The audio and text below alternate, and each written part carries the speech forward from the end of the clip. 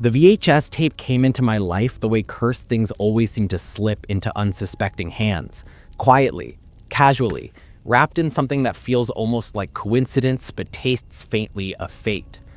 I bought it on a humid Saturday afternoon at a dying flea market on the outskirts of town, the kind where old men sit behind folding tables piled with forgotten belongings, none of which have seen use since the early 2000s. The man who sold me the tape wasn't one of the vendors.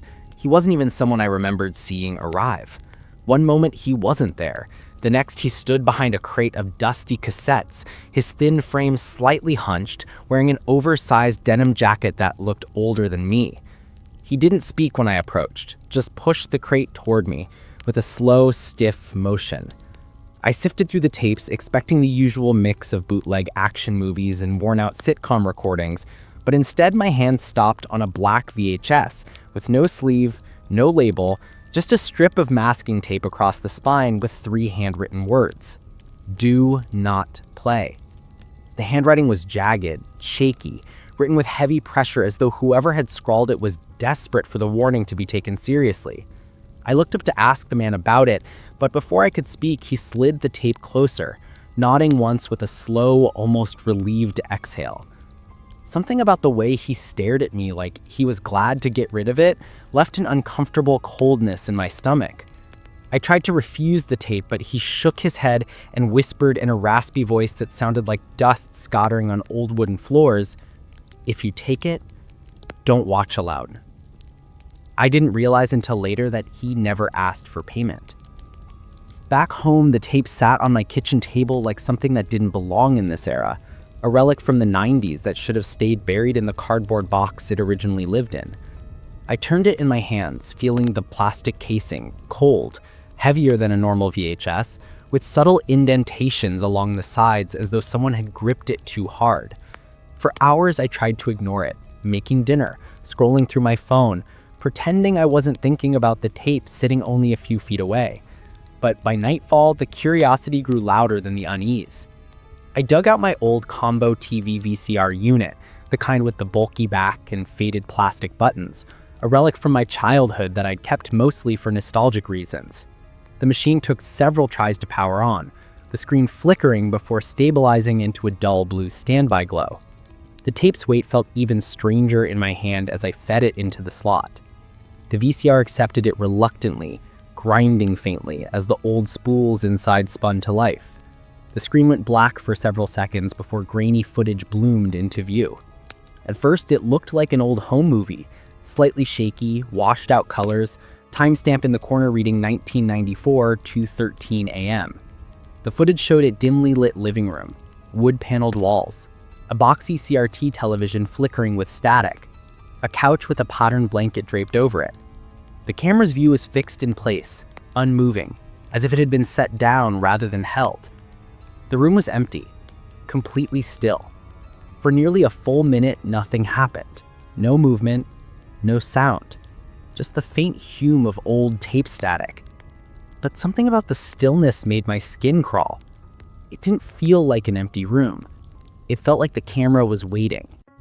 Then, faintly, the sound of shuffling footsteps echoed off-screen. The footsteps were slow, dragging slightly, like someone walking across carpet but barely lifting their feet. The sound moved closer, then paused, just beyond the frame. I leaned unconsciously toward the screen. A shadow crossed the far wall, elongated and distorted, but no mistaking its human shape. A man, perhaps, tall, lean. His outline trembled slightly as though the figure wasn't entirely solid. I held my breath as the shadow crept along the wood paneling, moving toward the center of the room.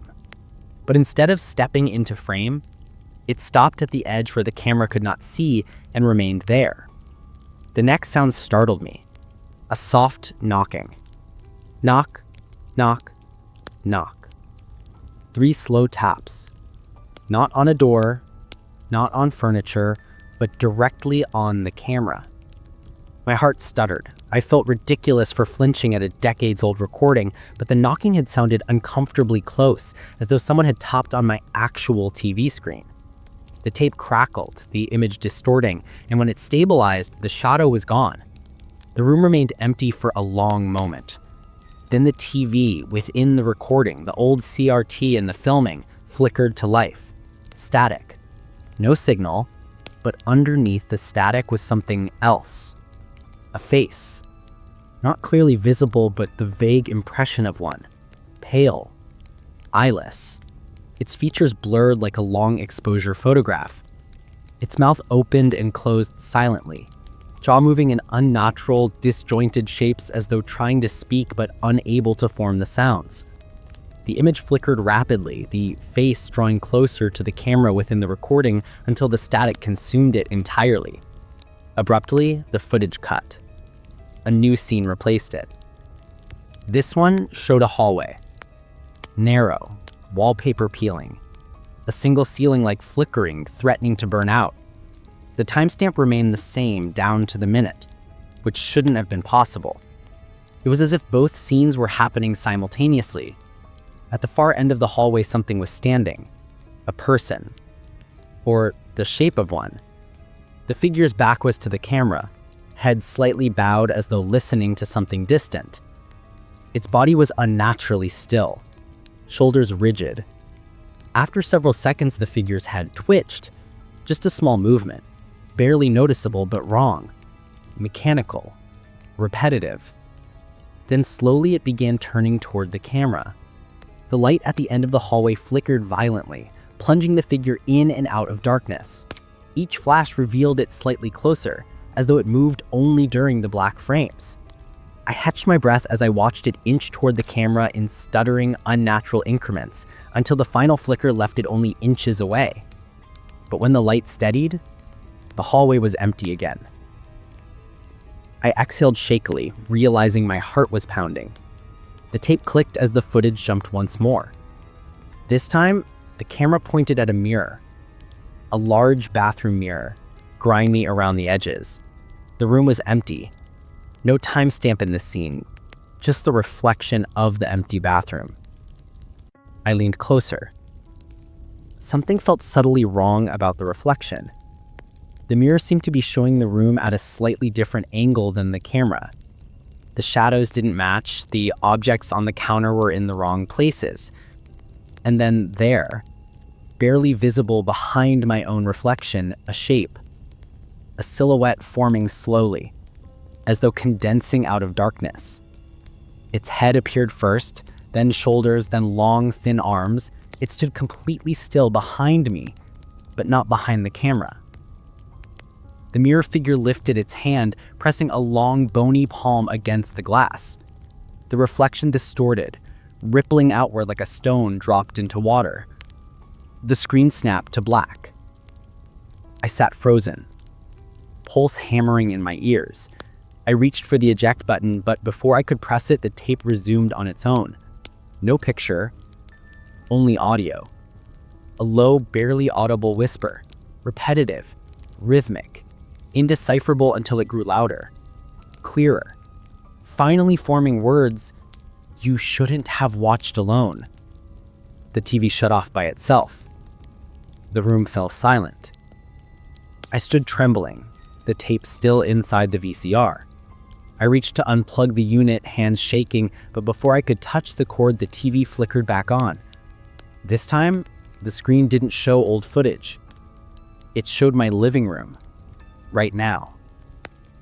Captured from an angle above my shoulder. A live feed. Someone or something was filming me. I stared at the image, my blood running cold as a dark shape leaned slowly into frame behind me on the screen, though I felt nothing in the room around me. I didn't turn. I couldn't. The screen went black again. And then the tape abruptly rewound itself, ready to play again.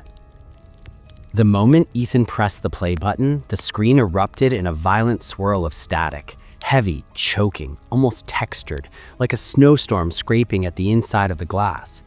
It wasn't normal VHS fuzz. It pulsed, dimmed, then brightened in a slow, rhythmic pattern, almost like breathing. Ethan leaned closer, narrowing his eyes as a faint shape began forming beneath the white noise, a dim corridor stretching endlessly into darkness, flickering as if the tape struggled to hold its shape. The audio whispered in a distorted hum, but within it, Ethan could hear something faintly human, like someone trying to form words from the static. The camera, or whatever recorded this, moved slowly down the hallway, the old carpet stained, the wallpaper torn in curling strips, the dim overhead lights flickering with every forward movement. Ethan didn't recognize the place, yet he felt a cold tug of familiarity deep in his gut, as if he'd been in that hallway long ago or in a dream. The footage lurched as the camera tilted toward a door at the far end, its wood scratched as if something inside had carved at it with nails. The doorknob turned on its own. Ethan froze. The static grew louder, swelling into a harsh roar that made the speakers crackle. Then the door creaked open just an inch, and in that sliver of darkness, a small pale face appeared, just enough to show hollow eyes staring directly into the lens, as if it could see Ethan through the screen. He lurched backward, but the face didn't blink, didn't move, didn't breathe. It simply watched him, its faint outline flickering in and out of existence with the distortion. Ethan reached for the remote to stop the tape, but it slipped from his hand, and before he could retrieve it, the VHS player clicked by itself, advancing the tape to the next segment, almost as if it knew he was watching and wanted him to see the rest. The new segment began with a shaky transition, the static thinning just enough for Ethan to make out a living room, old, dimly lit, decorated in a painfully recognizable 90s style, with floral couches, wood-paneled walls, and a bulky TV resting on a rolling stand. The camera seemed to be set up on a tripod, recording an empty room at first, until a small figure drifted into frame from the right side. It was the same child from the hallway, same pale skin, same hollow stare, same way she moved without sound, as if her feet never fully touched the floor. She wore a faded pink dress, stained around the hem, as though she'd wandered through mud or something worse. Ethan leaned in, rubbing his eyes in disbelief. The girl didn't fade like a glitch or visual artifact. She was solid, clear, undeniably real. She walked up to the TV in the footage, staring at it as if it were a mirror, though it wasn't turned on. Then, slowly, almost shyly, she lifted her hand and touched the blank screen. The moment her fingertips grazed it, Ethan's own television flickered violently, lines tearing across the display as if responding directly to her touch. The girl tilted her head, sensing something, someone watching her, and then she turned toward the camera with a slow, unnatural pivot of her neck, her eyes lifting straight into the lens with chilling certainty. Ethan felt a pressure in his chest, like those empty black eyes were climbing through the screen into his living room. The room in the footage grew darker, as if light itself recoiled from her presence. Suddenly, the girl stepped closer to the camera, closer and closer until her face dominated the frame, expressionless, historyless, impossibly empty. The tape hissed. Her lips parted, and in a voice that was impossibly clear despite the decade-old recording, she whispered a name. Ethan's name. Ethan recoiled so hard he knocked into the coffee table, heart thundering, but the tape didn't pause, didn't glitch, didn't fade. She just continued whispering his name, over and over, as the room around Ethan seemed to grow colder with each repetition. Ethan forced himself to breathe as the tape lurched into the next segment, the static thinning again like a veil reluctantly being lifted, revealing a narrow apartment hallway that made his skin crawl for a reason he couldn't immediately place, until, with a sick drop in his stomach, he recognized the peeling wallpaper pattern, the crooked light fixture, the old radiator hissing steam against the wall. It was his hallway. Not just similar, identical, down to the dent near the baseboard when he dropped a bookshelf during move-in. The footage lurched forward as if the person holding the camera were walking, turning the same corner that led to his bedroom, the image too perfectly matched for coincidence. Ethan's breath rattled as he pressed pause, but the tape didn't stop. The footage kept moving, the girl's faint whisper echoing somewhere underneath the distortion, like she was beckoning the camera closer. Ethan stood, grabbing the remote with shaking hands, hitting every button, but the tape ignored him, continuing its impossible tour of his home. The camera in the footage pushed open his bedroom door, capturing his unmade bed, the jacket he tossed over a chair that morning, the window with the same crack running along the bottom pane. It was like someone had recorded his apartment earlier that day without him knowing. The camera turned toward the closet, the door half open, exactly as it was now, and Ethan found himself staring back and forth between the screen and the real door in his room, his pulse hammering into his throat. Inside the tape, the closet door creaked open further, darkness spilling out as though no light had ever touched the space. Then the camera panned down, slowly, dreadfully, to reveal two pale, bare feet standing inside, toes pointed outward, like someone waiting to step forward. Ethan stumbled backward, knocking into the wall, his breath coming in shallow bursts, as the feet in the footage lifted from the ground and hovered just above the floor, swinging like a pendulum.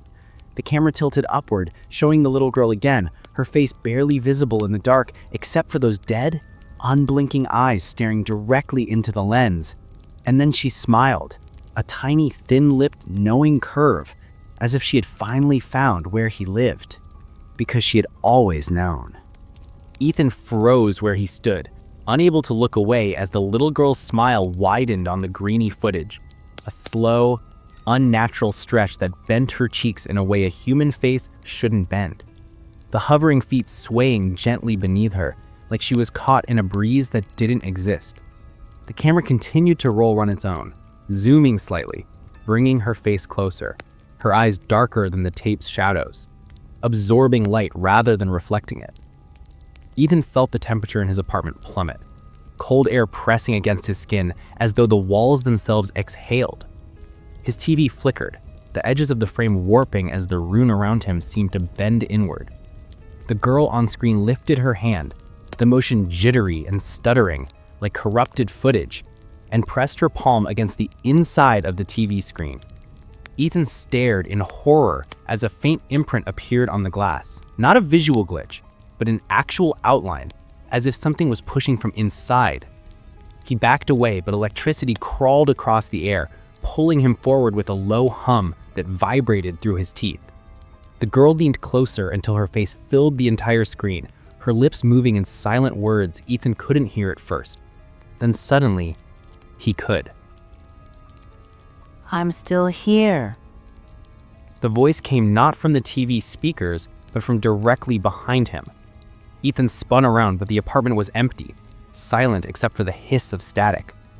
When he turned back, the screen bulged outward, the glass warping like softened plastic, stretching around the shape of a small, reaching hand now pushing through to the real world.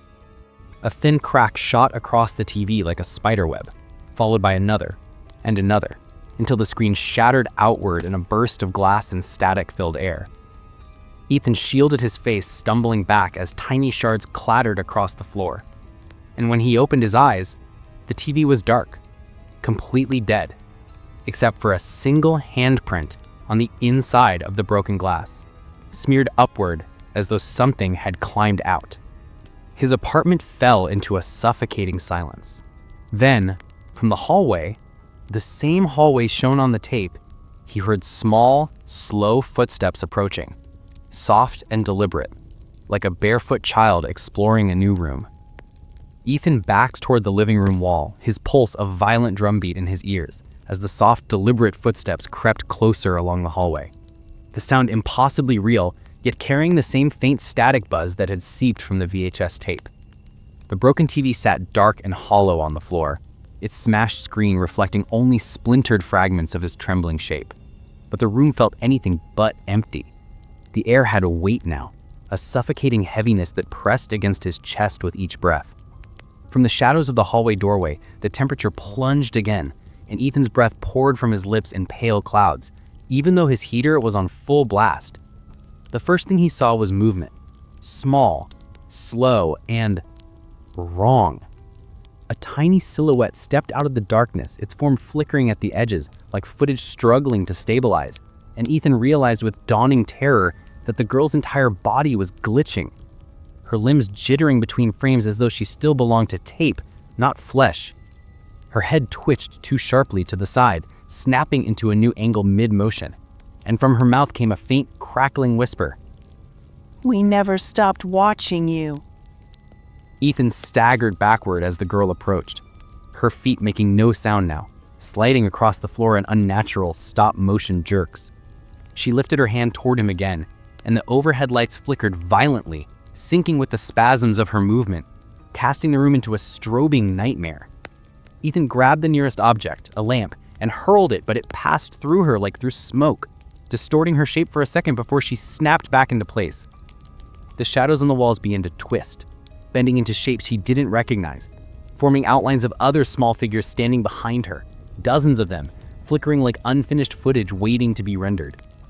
Ethan's vision blurred, panic swallowing his thoughts as the girl's voice layered into many voices, childlike but wrong, echoing from every corner of the room. You watched us, so now we watch you. The apartment lights died completely, plunging everything into black except for the faint glow of the hallway, where more pairs of dull, static-filled eyes began to appear. One set, then three, then too many to count. Ethan pressed himself against the wall, barely breathing, as the ghosts of children long erased from forgotten recordings stepped one frame closer to him, their voices rising in a chorus of whispers that felt like fingers dragging across his spine.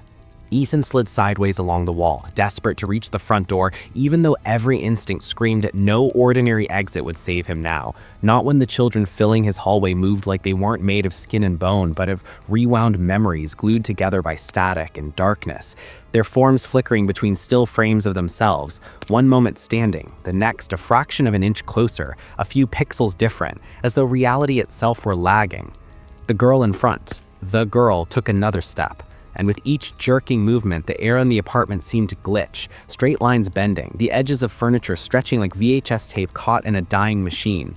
Ethan lunged for the doorknob, but the moment his fingers brushed the metal, a surge of cold shot up his arm, freezing his muscles, and the lights above sputtered on for a single heartbeat, long enough for him to see the apartment no longer looked like his. Instead, he was standing in a warped analog version of it, colors washed out, details fuzzy, the room wrapped in the distorted haze of old VHS footage.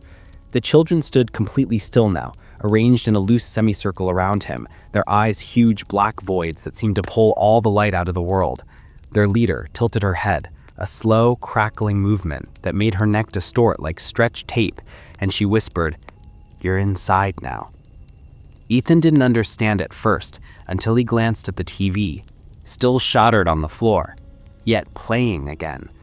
The screen glowed despite its broken glass, showing shaky footage of his apartment, except he was in it. The angle was from directly behind him, as if someone stood only inches away, filming the back of his head. Ethan spun around, but there was no one there, only empty air that hummed with static and the faint smell of old film. He looked back at the TV, and the camera view moved too, following his gaze exactly.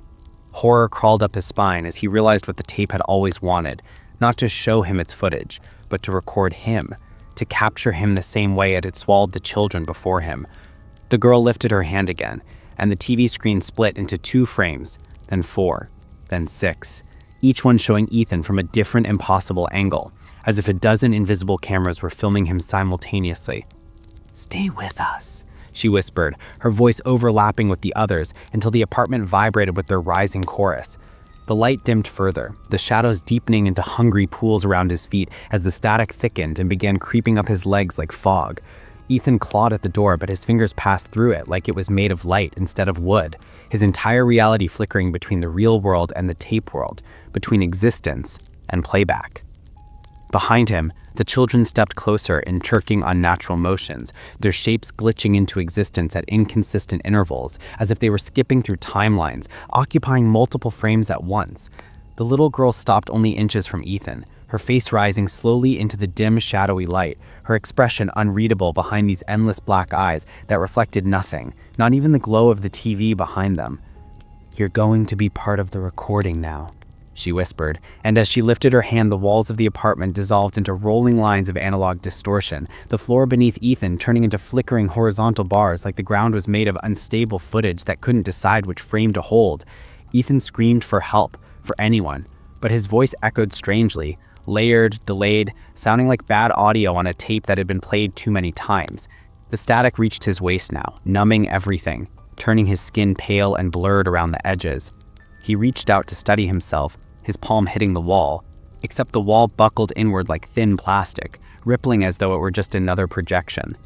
The children's faces multiplied across every reflective surface, Dozens of versions of the same dead-eyed girl staring back at him, from shards of broken glass, from dark windows, from the TV screen that somehow still flickered even though it lay shattered on the ground. Ethan tried to pull away, but the air itself gripped him, thick and heavy, tightening like a reel winding a tape. With one last desperate gasp, he lunged towards the front door, fingers stretching towards the knob, but in the moment he touched it, the apartment fully collapsed into monochrome, the world erupting into a blizzard of black and white static. The force yanked him backward, pulling him into the TV screen, into the broken glass, into the distortion, and his body disintegrated into grain, flickers, lines, until he existed only as another corrupted frame swallowed by the darkness of the tape.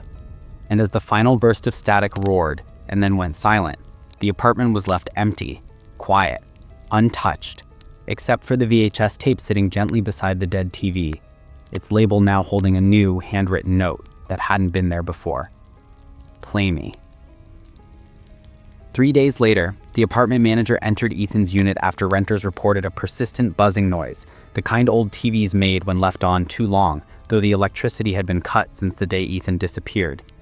The manager found the unit cold as a freezer, the air heavy with dust, the furniture exactly where it had always been, except Ethan was nowhere.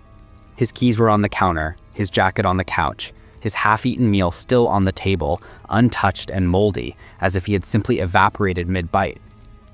But the TV on the floor, shattered screen and all, was humming softly, a thin line of static flickering across the broken surface, even though it wasn't plugged in. The manager, unsettled but curious, noticed the VHS tape sitting beside it, the handwritten "Play Me" on the label looking fresh, the ink still glossy.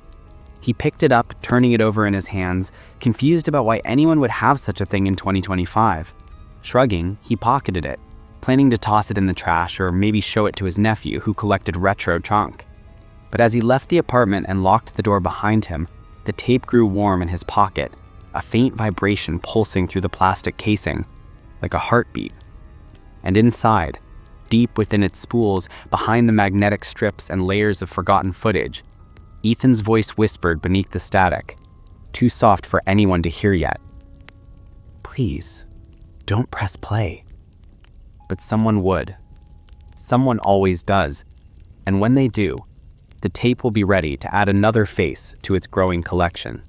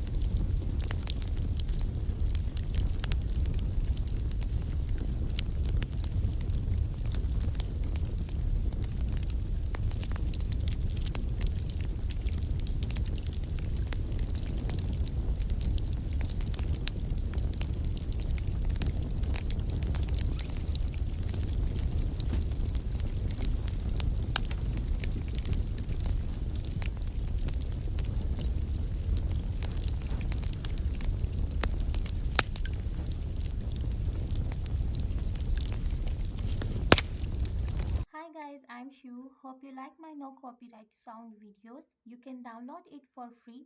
I make no copyright videos so you can use it on your YouTube videos, YouTube vlogs. I upload free videos to help YouTube content creators.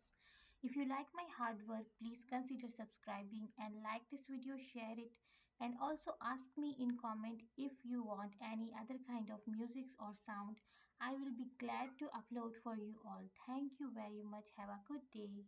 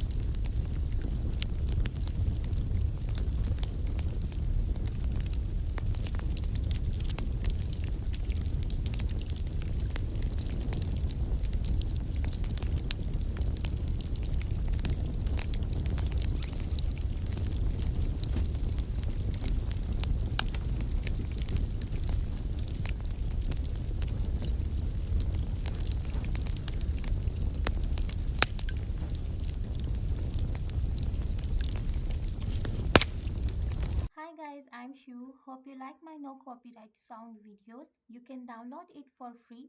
I make no copyright videos so you can use it on your YouTube videos, YouTube vlogs. I upload free videos to help YouTube content creators. If you like my hard work, please consider subscribing and like this video, share it, and also ask me in comment if you want any other kind of music or sound. I will be glad to upload for you all. Thank you very much. Have a good day.